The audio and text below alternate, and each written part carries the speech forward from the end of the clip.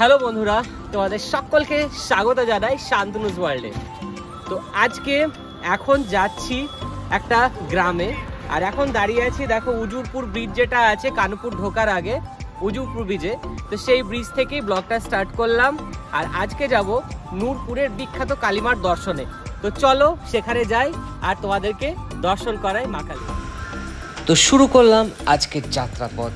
আজকের আমাদের ডেস্টিনেশন হচ্ছে নূরপুরের বিখ্যাত কালী। তো সেইখানে যাওয়ার আগে আমি যে রাস্তাটা চুজ করেছি সেটা হচ্ছে কানুপুরের ভেতর দিয়ে রাস্তা। চারিদিকে আমবাগান আর লিচু বাগানে ঘেরা একটা সুন্দর গ্রাম হচ্ছে কানুপুর।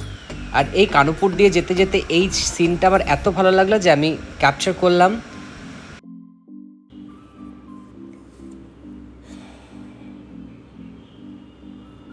তো এখন এই রাস্তা বরাবর এগিয়ে গিয়ে অজগরপাড়া হয়ে NH34-এ আমরা উঠে যাব আর যাব টুয়ার্ডস ফারাক্কার রুটটায়।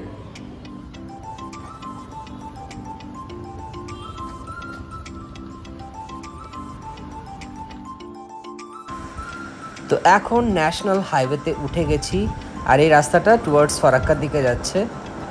তো আর কিছুক্ষণ বলাটা ভুল হবে, এখনও প্রায় ধরে নাও 30-40 মিনিটস মতো লাগবে এখান থেকে আমার পৌঁছতে।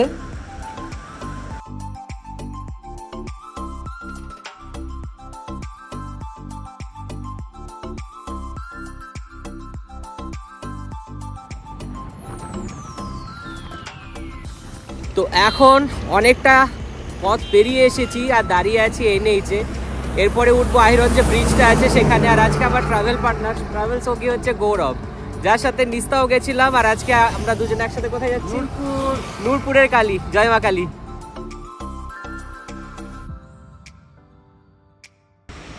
তো বন্ধুরা ফাইনালি দেখতেই পাচ্ছ পৌঁছে গেছি আহিরন যে ব্রিজটা আছে সেই ব্রিজটা। তো এই ব্রিজটা এবার ক্রস করব।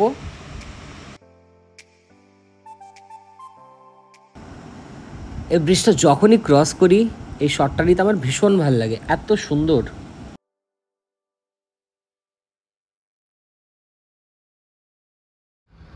তো বন্ধুরা দেখতেই পেলে আহিরন ব্রিজটা ক্রস করে এসেছি। অলরেডি তোমরা দেখতে পাবে আমার পেছনে আহিরন ব্রিজটা দেখা যাচ্ছে। আর এখন এই যে নিচে ঢালু রাস্তাটা দেখতে পাচ্ছ, সেই ঢালু রাস্তাটা বরাবর নেমে যাব। এই রাস্তাটা হচ্ছে সেই জায়গাটা যেখান দিয়ে টার্ন নিয়ে এখন আমরা যাব নূরপুর মা কালীর দর্শনে, নূরপুরের বিখ্যাত কালীমার দর্শনে। তো এখন এই রাস্তাটা দিয়ে আমরা নিচে চলে যাব। তো চলো। তো ঢালু রাস্তা বরাবর নেমেই একটাই রাস্তা আছে, সেই রাস্তাটা নেমেই যে ফার্স্ট টার্নিংটা আসবে বাঁদিকে সেই টার্নিংটা দিয়ে সিধা চলে যেতে হবে, এইরকম একটা ইনফরমেশন আমার কাছে ছিল। তো সেই অনুযায়ী এখন আমরা চলেছি। আমি যে রাস্তাটা বরাবর যাচ্ছি সেই রাস্তাটা মোটামুটি বেশ ভালোই, কয়েক জায়গায় একটু হয়তো খারাপ আছে, বাট ওভারঅল বলতে পারি ভালোই। সবটা ব্লগে হয়তো তুলিনি, কিন্তু তোমাদের সাথে এই ব্যাপারটা শেয়ার করে রাখলাম।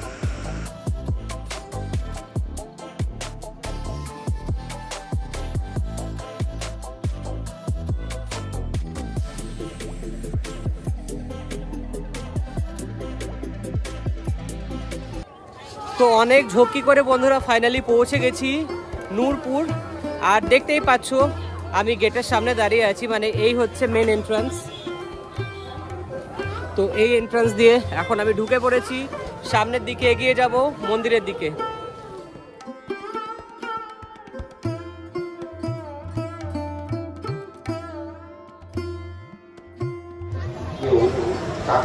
এই হচ্ছে মায়ের সুবিশাল মন্দির। আর এখন মায়ের মন্দিরের ভেতরে আমরা প্রবেশ করতে চলেছি। এই হচ্ছে মায়ের মন্দিরের মূল প্রবেশদ্বার।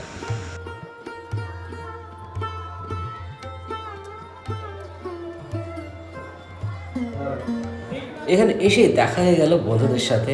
তো এই গরমে আইসক্রিম ছাড়া চলে না, তো সবাই মিলে আইসক্রিম খাচ্ছি। তো বলে কি কাল কোই কাম নেই হোগা।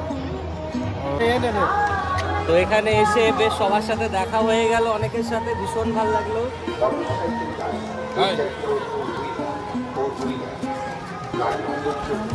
তো দুই দাদা এখন বেরিয়ে যাচ্ছে, আমরা ঢুকলাম, যাই হোক আমাদের দেখাটা হয়েছে।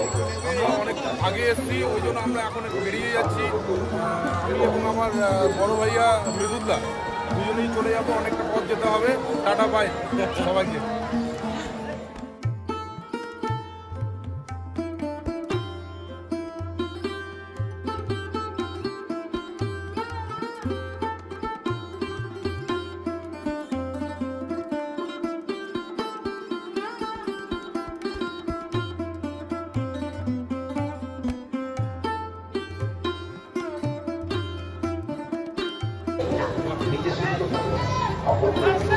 হর হর মহাদেব, হর হর মহাদেব, জয় শিব শম্ভু। তো এখন দাঁড়িয়ে আছি নূরপুরের কালী মাতার মন্দিরে, আর এখন ভেতরে ঢুকে যাব। মা কালীর দর্শন আমিও করব, আর আমার সাথে সাথে তোমাদেরকেও মা কালীর দর্শন করিয়ে দেবো। তো চলো ভেতরে ঢুকে পড়ি। অপরূপ সজ্জায় সজ্জিত করা হয়েছে মায়ের মন্দিরটাকে। আর মায়ের মন্দিরটা দেখতেই পাচ্ছ কত বড় সুবিশাল একটা মন্দির। আর মন্দিরের বাইরের থেকেও মায়ের দর্শন কিন্তু করে নেওয়া যায়। তো সেটা তোমরা এই ব্লগের মাধ্যমে বুঝতেই পারছো যে আমি একদম মন্দিরের যে নাট মন্দির অর্থাৎ মন্দির প্রাঙ্গণ যেটাকে বলে সেখান থেকে মায়ের দর্শনটা তোমাদের করালাম। এবার আমি ভেতরে ঢুকে যাচ্ছি আর মায়ের গর্ভগৃহে ঢুকে যাব, সেখানে মায়ের দর্শনটা খুব সুন্দরভাবে তোমাদেরকে করাবো। তোমরা প্রচুর এই ভিডিওটাকে শেয়ার করো, সবাই চ্যানেলটাকে সাবস্ক্রাইব করো, সবাই শান্তনুস ওয়ার্ল্ডের সাথে থেকো, পাশে থেকো। তো বন্ধুরা দেখতে পাচ্ছ এখন আমি দাঁড়িয়ে আছি নূরপুরের মা কালীর মন্দিরের সামনে, আর একদম মায়ের সাক্ষাৎ দর্শন করে নিচ্ছি। তোমরা মায়ের দর্শনটা এবার করে নাও।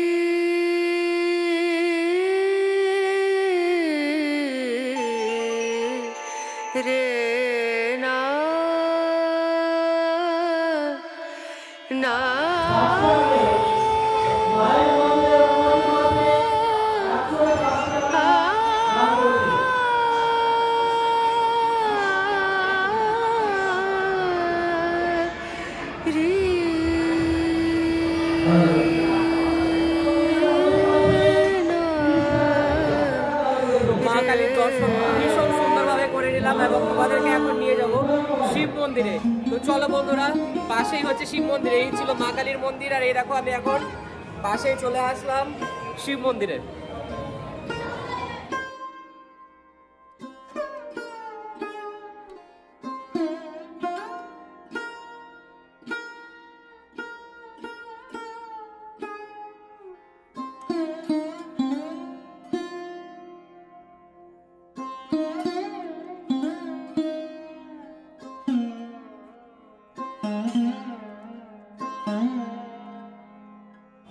তো এই হচ্ছে মায়ের মন্দির বন্ধুরা, দেখতে পাচ্ছ।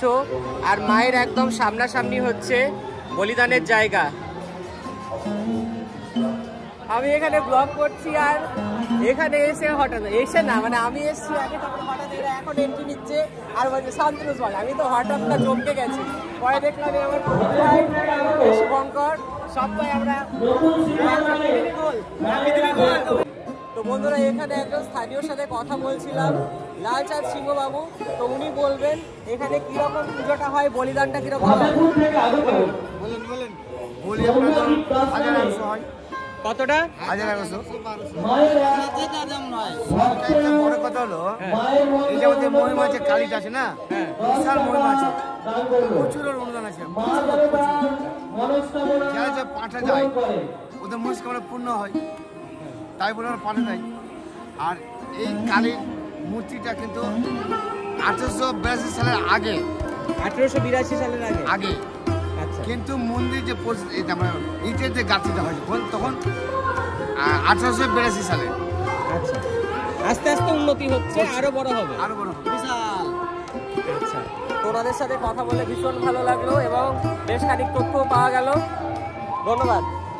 তো স্থানীয় লোকের সাথে কথা বলে বুঝতে পারলাম যে এই মন্দিরটা বিশাল বড় এখন হয়ে উঠেছে, ভবিষ্যতে আরো বড় হবে, কিন্তু শুরুর দিকে এত বড় ছিল না। আর এখানে বলিদানও 1000, 1100, 1200 তো হয়েই থাকে, যা ওনাদের মুখ থেকে শুনলাম। সুতি 1 ব্লকের অন্তর্গত নূরপুর গ্রামে। আর আমি আছি এখন নূরপুরের বিখ্যাত মা কালীর মন্দিরের সামনে। পুজো শুরুর ইতিহাস শতাব্দী প্রাচীন। কথিত আছে চৈত্র মাসের কৃষ্ণা চতুর্দশীতে কোনো এক সময় এক মণ্ডল পরিবারের লোক মাহিষ্য জাতির, উনি ভোরবেলা স্বপ্ন দেখেন যে এই জঙ্গলে মা আছেন এবং মা পুজো চাইছেন।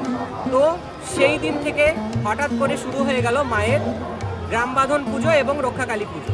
তারপর আটকল গাছির থেকে কারিগরকে ডেকে আনা হলো, ওনাকে জিজ্ঞেস করা হলো যে উনি পুজোর জন্য মায়ের মূর্তি করতে পারবেন কিনা, কারণ এই মূর্তি শুদ্ধাচারের সাথে মানে গঠন করতে হয়। তো তিনি বললেন যে তিনি শুদ্ধাচারের সাথে গঠন করতে পারবেন এবং এই মূর্তি এক রাত্রের মধ্যে তৈরি করে রাত্রিবেলার মধ্যে পুজো হয়, ভোরবেলার মধ্যে বিসর্জন হয়ে যায়। দীর্ঘদিন এইভাবেই পুজো চলে আসছিল, কিন্তু কোনো এক সময় একটু ব্যাঘাত ঘটলো এই পুজো। ভীষণ ঝড় বৃষ্টির জন্য পুজো শেষ হতে হতে প্রায় সকাল হয়ে গেল। ব্যাস হয়ে গেল নিয়মের বদল।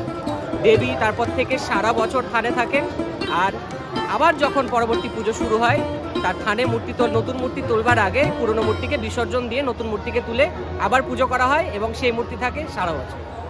তো খুব সুন্দরভাবে এখানে ঠাকুরের দর্শন করলাম। এবার এই পুজোর বিখ্যাত মেলাটা, কারণ এখানকার মেলা শুনেছি খুব ভালো এবং বিশাল বড়, তো সেই মেলায় এখন আমি আর গৌরব পুরো মেলাটা এক্সপ্লোর করব, তোমাদেরকে দেখাবো তার কিছু ঝলক। আশা করি তোমাদের ভালো লাগবে।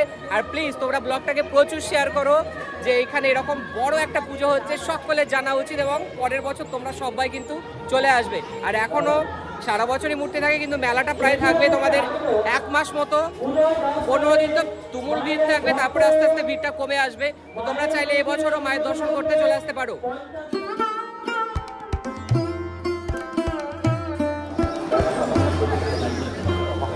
ডুগডুগি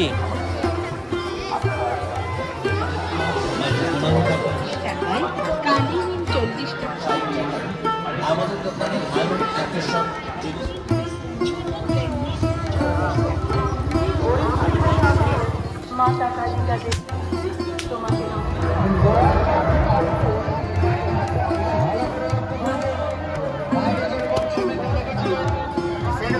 তো এখন চলে এসেছি মেলার মধ্যে বিনোদনের জায়গাতে, যেখানে হরেক রকমের নাগরদোল্লা আছে বাচ্চা থেকে বুড়ো সকলের জন্য।